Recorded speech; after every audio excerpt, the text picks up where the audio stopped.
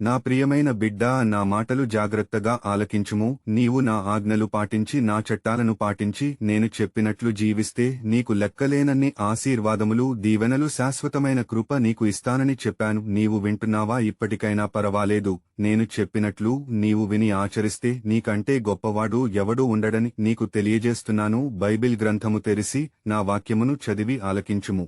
ద్వితీయోపదేశకాండము 28వ అధ్యాయము 1 నుంచి 6వ వచనము వరకు. నీవు నీ దేవుడైన యెహోవా మాట శ్రద్ధగా విని నేడు నేను నీకు ఆజ్ఞాపించుచున్నా ఆయన ఆజ్ఞలనన్నిటినీ అనుసరించి నడుచుకునిన ఎడల నీ దేవుడైన యెహోవా భూమి మీదనున్న సమస్త జనముల కంటే నిన్ను హెచ్చించును.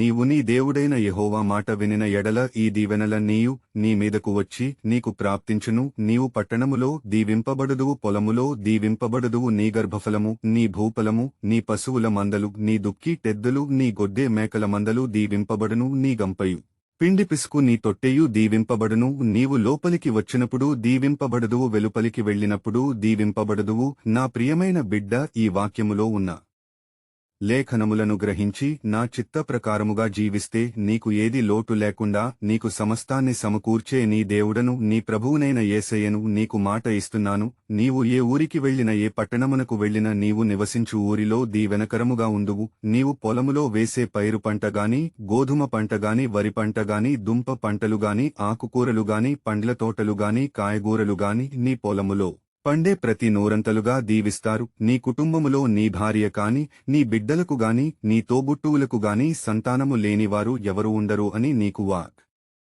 దానము చేస్తున్నాను. ఎందుకంటే నీవు నా మీద ఆధారపడి జీవిస్తున్నప్పుడు నీకు ఏదీ తక్కువ చేయను. నిన్ను పైవానిగా ఉంచుతాను గాని క్రింది వానిగా ఉంచను. నీ భూములను విస్తరింపచేస్తాను. అనేకమైన భూమి ద్వారా నిన్ను ఆశీర్వదించి వృద్ధిలింపచేస్తాను. పశువులు, మందలు అంటే గేదెలు కాని, ఆవులు కాని ఉన్న నీ ఇంట్లో పాలు ద్వారా, పెరుగు ద్వారా, వెన్న ద్వారా అమ్ముకుని ఎక్కువగా లాభం పొందుకునే విధముగా బహుగా హెచ్చిస్తాను. నీ దుక్కి టెద్దులు అంటే నీ పొలములో ఎద్దులు ద్వారా ఊడ్చేటప్పుడు దుక్కు దున్నుతాయి. అలాగే నారు వేసినప్పుడు ఎడ్లు వారా పొలములోనికి అనేకమైన పంటను తీసుకొచ్చినప్పుడు ఆ బండి మీద నుండి నీవు అనేకమైన సరుకులు తీసుకుని వస్తాయి. అలాగే నీవు పంట కూర్చున్నప్పుడు ఆ పంటను ఆ బండిలో వేసుకుని గట్టుకు చేరుస్తాయి. కుప్ప నూర్పుడికి ఆ ఎడ్లు కట్టి ఆ పండిన వరి పంటను తొక్కించి ధాన్యమును సంచుల్లో పట్టుకుని నీవు బయట అమ్మునప్పుడు ఎక్కువ ఆదాయమును నీకు వచ్చేలా నిన్ను దీవిస్తాను. గొర్రెలు, మేకలను ఎక్కువ పుట్టించి వాటి ద్వారా ఎక్కువ ధనమును, లాభము అలుగుచేస్తాను. నువ్వు బయటికి వెళ్లినా